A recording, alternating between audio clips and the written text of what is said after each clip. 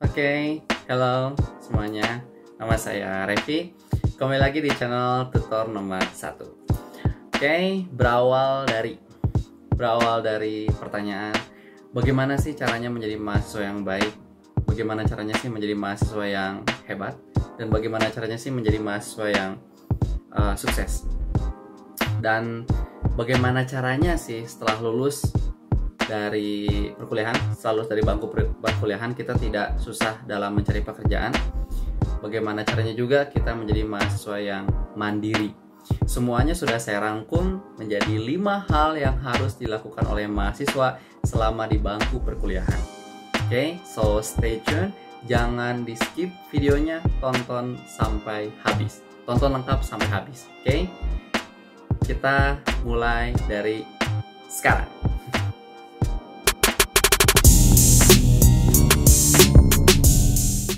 Segera subscribe channel bermanfaat ini, klik lonceng notifikasi supaya tidak ketinggalan video terbaru. Jangan lupa like, komen, dan share video ini ke teman-teman kalian. Semoga bermanfaat. Guys, halo, bismillahirrahmanirrahim. Assalamualaikum warahmatullahi wabarakatuh. Welcome back to my channel. Nah,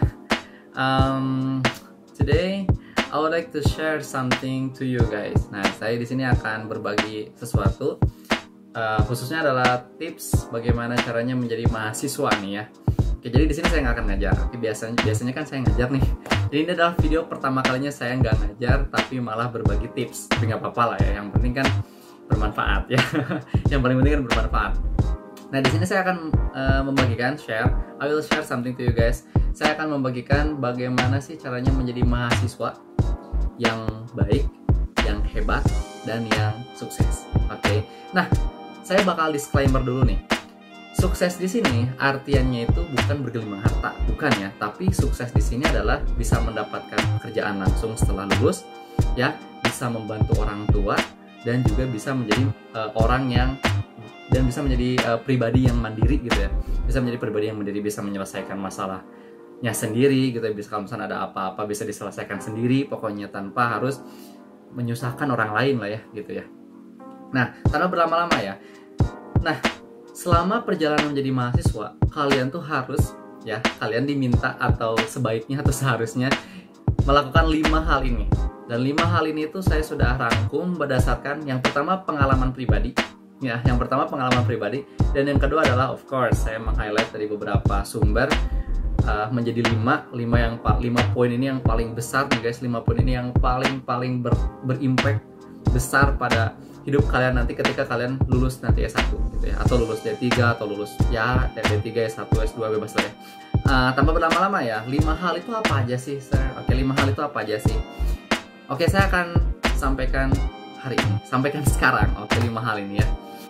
Nomor pertama adalah membaca. Reading. You need to read.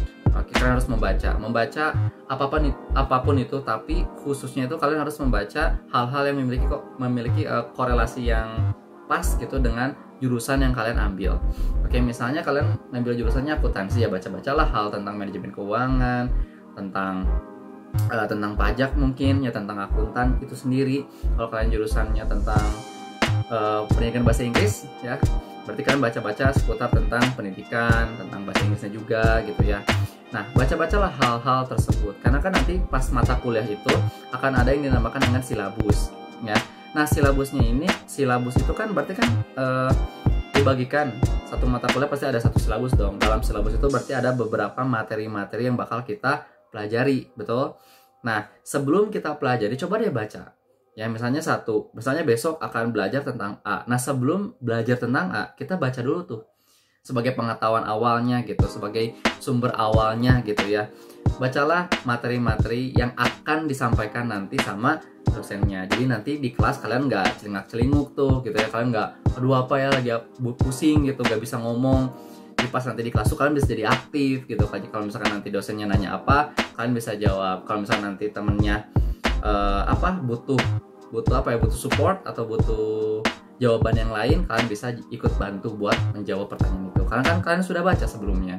Baca itu. Dan yang kedua adalah tolong baca yang sumbernya luas. Maksudnya adalah, jadi jangan terpaku pada satu sumber saja gitu dalam membaca satu materi.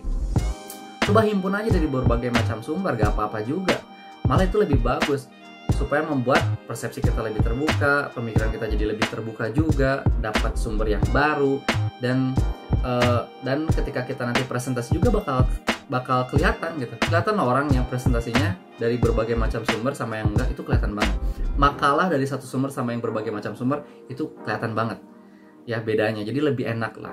Dan dengan membaca juga kita akan menambah wawasan pasti. Dan yang kedua, itu bisa menambah bagaimana caranya kita menulis. Karena nanti ketika kita jadi mahasiswa itu tak lepas dari menulis.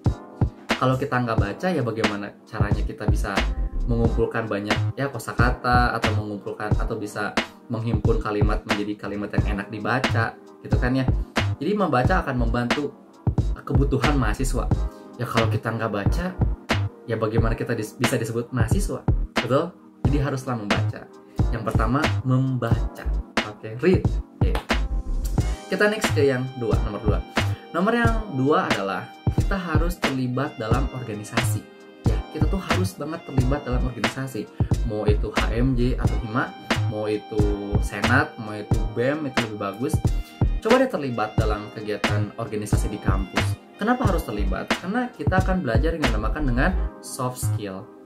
Soft skill itu penting banget. Soft skill itu apa sih, Mr. Revi? Soft skill itu apa sih, Kak? Misalnya, soft skill itu seperti critical thinking, seperti leadership, seperti time management, seperti problem solving. Itu termasuk ke dalam soft skill. Yang mana soft skill itu tidak diajarkan di kampus. Maksudnya tidak diajarkan di kelas gitu, di mata kuliah. Emang ada mata kuliah leadership, emang ada mata kuliah problem solving, emang ada mata kuliah time management. No, itu kita pelajari di organisasi banyaknya. Beneran deh, coba deh terlibat di hal-hal yang non akademik. Itu kan kalau kita join ke organisasi, kebanyakannya kita bakal ngurus acara gitu ya, mempersiapkan beberapa hal-hal kayak sidang dan bla bla bla gitu ya. Nah, dan itu sangat penting sekali untuk menunjang kebutuhan soft skill kita, akan membantu menumbuhkan soft skill yang kita punya. Ya, dan menurut saya nih ya, hanya di organisasi lah kita bisa banyak banyak komunikasi, banyak ngobrol, banyak komunikasi, banyak public speaking, banyak berdebat sometimes. Jadi itu nggak apa-apa juga, bagus malah melatih critical thinking kita. Nggak apa-apa. Jadi terlibatlah dalam organisasi, terlibatlah dalam hal-hal non akademik supaya bisa menumbuhkan soft skill kita. Jadi tolong janganlah jadi mahasiswa yang pertama jadi kayak mahasiswa yang kupu-kupu, kuliah pulang, atau kunang-kunang, kuliah nangkring. No, ya jangan kayak gitu. Oke, terlibatlah dalam organisasi. Sip, itu yang kedua. Yang ketiga adalah perbanyaklah koneksi pertemanan. Oke, perbanyaklah koneksi pertemanan. Oke, itu nomor yang ketiga. Bagaimana sih caranya kita bisa memperbanyak koneksi pertemanan kita? Jadi pertemanannya tuh nggak cuma di kampus doang gitu. Jadi pertemanan tuh jangan cuma di organisasi dalam kampus doang atau di kelas doang. Apalagi yang temannya cuma di kelas doang. jangan sampai kayak gitu. Bagaimana sih caranya kita bisa memperbanyak koneksi pertemanan? Yang pertama, kita bisa ikutan lomba. Ya, kita bisa ikutan lomba. Lomba yang kita bisa apa? Yang kedua, kita bisa ikutan relawan. Misalnya kalau saya kan bergeraknya di dunia pendidikan, berarti kan relawannya relawan mengajar berarti ya. Ada juga yang relawan bencana, relawan apalah itu dan lain-lain. Coba ikutan relawan kayak gitu. Kalau waktu pas saya masih masuk tuh ada relawan yang KTT Asia Afrika itu tuh, yang relawan Asia Afrika itu bagus sekali untuk memperbanyak koneksi pertemanan. Ya, bisa juga ikutan komunitas. Kalian bisa ikutan komunitas manapun, komunitas yang sesuai apa yang kalian suka. Karena kan saya lumayan suka lah ya tentang bahasa Inggris. Ya, saya suka lumayan bahasa Inggris, jadi saya ikutan beberapa komunitas bahasa Inggris di Kota Bandung. Ikutan aja komunitasnya gitu ya. Jadi itulah cara bagaimana memperbanyak koneksi pertemanan. Kenapa sih memperbanyak koneksi pertemanan itu harus why? Karena dengan memperbanyak koneksi pertemanan, kita bisa tahu link-link kayak link magang, ya, link kerjaan nantinya, atau link buat part-time. Ya, kalau misalkan mau jadi part-timer atau kerja freelance, itu bisa dari link-link relawan atau komunitas atau ikut lomba itu gitu ya. ikutlah. Oke, itulah yang nomor 3. Sekarang kita move ke nomor yang keempat. Nomor yang keempat ya. Nomor yang keempat itu tak kalah pentingnya. Kenapa? Karena nomor yang 4 itu saya taruh di yang paling, kayaknya nomor 4 yang paling penting deh. Selama perjalanan kalian menjadi mahasiswa, nomor 4 ini yang paling penting. Nomor 4 adalah magang. Nomor 4 adalah part time. Coba kerja magang atau part time. Ya, coba deh cari kerjaan. Coba deh cari kerjaan part time. Coba deh jadi part timer. Coba deh jadi freelancer. Coba. Jadi jangan malah kerja setelah lulus. Coba deh sebelum lulus, coba cari dulu link part time, link freelance untuk bisa menumbuhkan skill kalian. Gitu. Karena saya waktu itu dulu di field pendidikan, berarti kan saya bakal ngajar ya. Saya ngajar tuh dari semester 2 kalau nggak salah. Semester 2 saya udah mulai ngajar gitu ya. Dan nanti saya akan ceritakan kenapa saya memulai ngajar di semester 2. Oke. Nah, balik lagi ke poin yang keempat. Kenapa sih kita harus kerja sampingan? Kenapa sih kita harus coba kerja sampingan? Kenapa sih kita harus coba part time? Karena yang pertama itu mencari pengalaman. Oke, pengalaman kerja itu harus kita dapatkan sebelum kita lulus. Sebisa mungkin sebelum kita lulus harus kita dapatkan pekerjaan. Sebelum kita lulus harus coba kita dapatkan pengalaman kerja sebelum lulus. Terus coba tuh bagaimana rasanya ada di dunia pekerjaan, bagaimana rasanya ada di lingkungan pekerjaan yang semuanya itu benar-benar terstruktur, semuanya itu benar-benar di-press gitu ya. Benar-benar terasa gitu pressure-nya kalau udah kerja. Kan kita dibayar. Jadi mau tak mau pasti ada pressure lah ke kitanya. Nah, itu alami itu. Sebelum kalian lulus tuh alami. Coba deh cari pekerjaan, cari sampingan ya. Di samping kita akan meningkatkan pengalaman kerja kita, di sisi lain juga kita akan meningkatkan skill kita. Ya, skill kita benar. Karena akan kelihatan banget bedanya. Misalnya nih, misalnya di field mana ya? Misalnya di field mana ya misalnya? Misalnya di field pendidikan deh, di field saya misalnya. Orang yang pengalaman ngajarnya lebih lama itu akan berbeda dengan orang yang baru ngajar. Of course, itu jauh lebih beda. Orang yang ngajarnya dari semester 5 misalnya, 5, 6, 7 udah ngajar, terus ada orang yang udah S1 baru ngajar, itu beda loh skillnya. Itu beda banget skillnya. Dalam menyampaikan materinya beda, dalam menguasai kelasnya juga beda, dalam mempersiapkan dan dalam membuat soalnya juga beda. Ya, jadi penting banget mempunyai pengalaman kerja. Jadi cobalah sebelum kalian lulus kerja sampingan, cari freelance ya. Dan kalau bisa sesuai dengan field kalian itu, sesuai dengan field kaliannya. Oke, kalau bisa ya. Kalau enggak ya nggak apa-apa juga. Karena misalnya kalian jurusannya hukum, tapi kalian suka banget nih desain grafis, ya udah nggak apa-apa, kerja sampingan aja di dunia desain grafis, kayak dunia editing kayak gitu ya, dunia desain grafis, dunia desain logo dan bla bla bla gitu, nggak apa-apa juga. Pokoknya carilah kerja sampingan ya, supaya kalian belajar sebelum kalian lulus bagaimana tuh caranya, bagaimana tuh rasanya ada di dunia kerja gitu ya. Sip. Itu poin nomor 4. Itu bagi saya poin nomor 4 yang paling ini sih, yang paling wajib. Semuanya juga wajib, cuman yang 4 kayaknya wajib banget gitu ya. Oke, sekarang poin yang kelima. Nomor 5 sekarang. Nomor 5 adalah perdalam bahasa asing. Perdalam bahasa asing, guys. Jangan sampai kalian menyesal. Jangan sampai kalian lulus S1 baru nyadar, oh, aku nggak bisa bahasa Inggris. Jangan sampai. Di sini bahasa asing yang saya maksud bahasa Inggris ya, karena bahasa Inggris yang paling universal, bahasa Inggris yang paling general. Jadi mau tak mau harus bisa. Minimal pasif lah. Minimal pasif. Kenapa sih harus bahasa Inggris gitu? Di perdalam bahasanya, kenapa sih?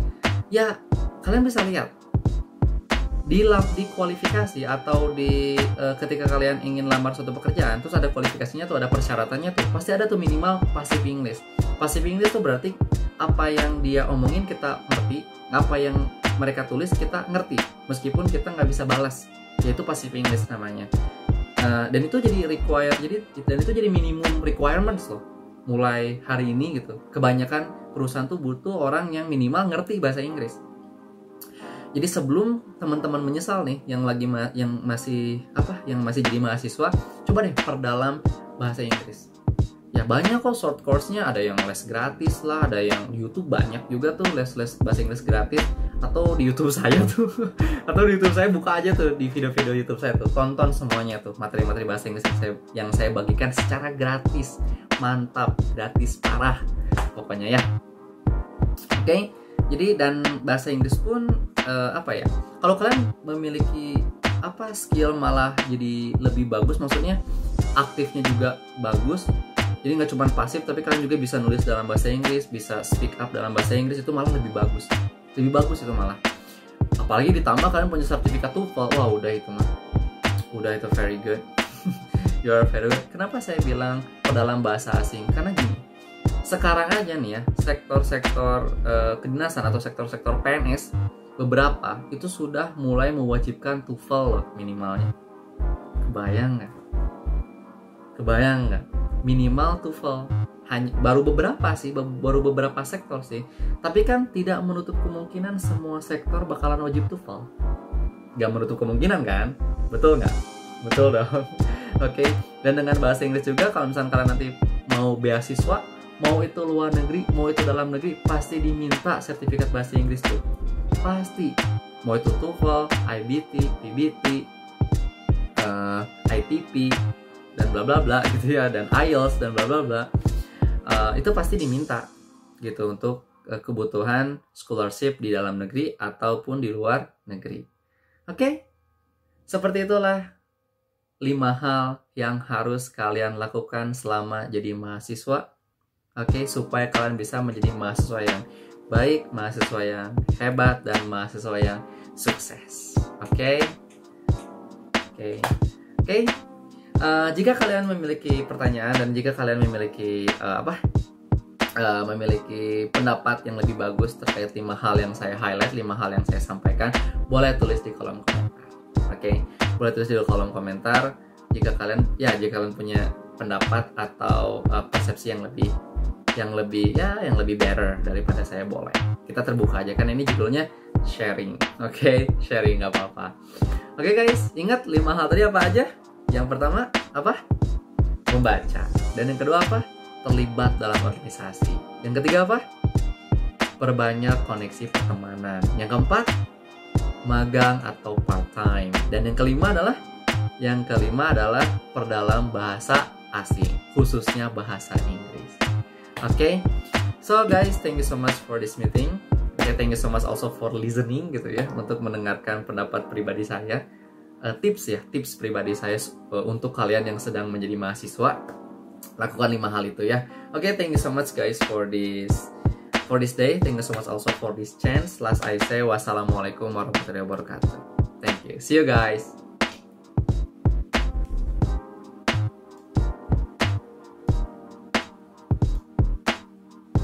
Terima kasih telah menonton video ini. Jangan lupa subscribe channel ini sebagai bentuk dukungan kalian agar channel ini terus memberikan konten yang bermanfaat. Terima kasih.